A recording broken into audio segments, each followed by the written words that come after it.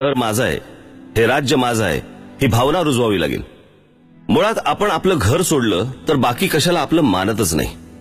रस्ता महानगरपालिकेचा, माझा नाही। स्टेशन रेल्वेचं, माझं नाही। शाळा जिल्हा परिषदेची, माझी नाही। एसटी सरकारची, माझी नाही।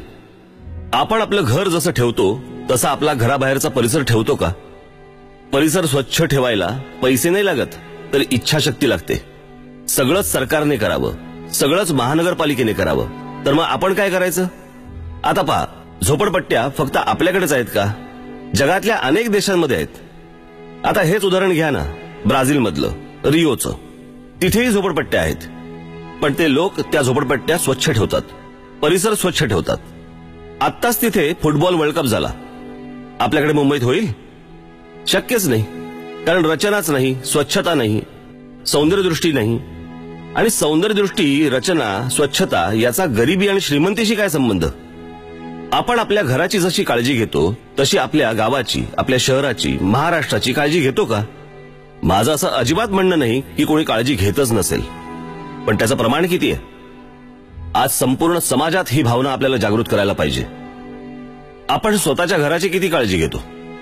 त्याच्या रंगापासून ते फर्निचर पर्यंत सगळ्या गोष्टींची काळजीपूर्वक निवड करतो। घर सुंदर राहावं, स्वच्छ राहावं म्हणून धडपड करतो। तसंच मग शहराकरता का नाही करत? घरातल्या भिंतीवर थुंकतो का आपण? मग शहरातल्या भिंतींवर का थुंकतो? कारण ही शहरं, ही गावं, हा महाराष्ट्र हे माझं घर आहे असं आपण मानतच नाही। मलेशिया, सिंगापूर, थायलंड आपल्या मागून आले आणि किती पुढे निघून गेले। आमच्या मागून आलेल्या देशांचं चलन अधिक बळकट आणि आमच्या रुपयाचं सतत अवमूल्यन। तिथल्या लोकांनी त्या देशाला, शहराला आपलं मानलं। जगात प्रत्येक प्रगत देशातला माणूस आपल्या परिसराची, शहराची, देशाची आपल्या घरासारखी काळजी घेतो। त्यांच्या परंपरा, स्मारक अभिमानाने जगासमोर ठेवतो। आपल्याकडेही अभिमानाने दाखवण्यासारख्या प्रचंड गोष्टी आहेत। 700 किलोमीटर पसरलेली कोकणची आपली किनारपट्टी आहे। सह्याद्री पर्वत रांगा आहेत, जंगलं आहेत, शिवरायांची गडकिल्ल्यांच्या रूपाने उभी असलेली स्मारक आहेत, उत्कृष्ट मंदिर आहेत। आपल्या बुलढाण्यात लोणारचं जे विवर आहे ना, ते जगात 3ऱ्या क्रमांकाचं विवर आहे आणि आपल्या देशातलं एकमेव, उल्कापातामुळे तयार झालेलं। आज आपल्या नागपुरात देशाचा मध्यबिंदू आहे, पण आम्ही कोणाला दाखवत नाही आहोत। शेकडो वर्षांची संगीत परंपरा आहे, साहित्य परंपरा आहे, नाट्य परंपरा आहे, क्रीडा क्षेत्राची परंपरा आहे।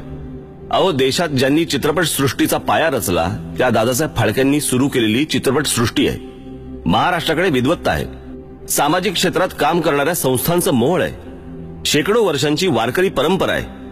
अशा असंख्य गोष्टी आपल्याकडे महाराष्ट्रात आहेत, पण हे आम्ही जगाला ओरडून सांगायला तयार नाही आहोत, अभिमानाने जगासमोर मांडायला तयार नाही आहोत आणि ते नीट राखतही नाही आहोत। आपल्या महाराष्ट्राची खरी ताकद आहे आपल्याकडचे गुणवान तरुण तरुणी, पण तेही हा देश सोडून चाललेत। का चाललेत? चांगलं शिक्षण आणि नोकऱ्या तर त्यांना इथेही मिळू शकतात, पण त्या परदेशातली उत्तम व्यवस्था, राहणीमान, सभोवतालचं वातावरण त्यांना आकर्षित करतं। या मुलांना या देशातच राहावंसं वाटावं असं बरं वातावरणही आपण 67 वर्षात देऊ शकलो नाही। पण आम्हाला या सगळ्याचं काहीच वाटत नाही, कारण आपण विचार करतोय फक्त आपला स्वतःचा। राज्याचा विचार ना, तो दुसरा बघेल, या वृत्तीनेच आजपर्यंत घात झाला। एखाद्या समाजाने मनात आणलं तर काय चमत्कार घडू शकतो ते आता आपण पाहूया। आता हे शहर पहा, इथल्या इमारती पहा, रस्ते पहा। शहर पाहतानाच किती छान वाटतं। इथली रचना पहा, इथल्या इमारती पहा, किती छान आहेत। आता आपण दुसरं शहर पाहूया, इथल्या बागा पहा, इथले रस्ते पहा, वाटतं की नाही छान? ही जी 2 शहरं मी तुम्हाला आता दाखवली, त्याचं पहिल्याचं नाव आहे हिरोशिमा आणि दुसऱ्याचं नाव आहे नागासाकी। हे पाहिल्यावर वाटतंय का की या शहरांवरती अणुबॉम्ब पडून ही शहरं बेचिराग झाली होती? गंमत म्हणजे बेचिराग झाल्यानंतर त्यातले काही अवशेष तिथे ठेवून त्याचे त्यांनी टुरिस्ट स्पॉट केले। मग आपल्याकडची शहरं काहीही कारण नसताना बॉम्ब पडल्यासारखी का वाटतात? त्यात काही शिस्त नाही, स्वच्छता नाही, रचना नाही, सौंदर्य नाही, नीटनेटकेपणा नाही। कधी कधी लाजही वाटते आणि कधी दुःखही होतं। ही परदेशातली उदाहरणं देताना मला काही फार आनंद होत नाहीये, पण जगाच्या तुलनेत आपण किती मागे पडलोय हे दाखवावं लागतंय, सांगावं लागतंय। आपल्यालाही हे सगळं बदलायचं आहे। पण त्याकरता आपल्याला सौंदर्यदृष्टी वाढवावी लागेल, रचनात्मक दृष्टिकोन आणावा लागेल. सौंदर्य आपल्या रोजच्या जगण्यात आलं पाहिजे.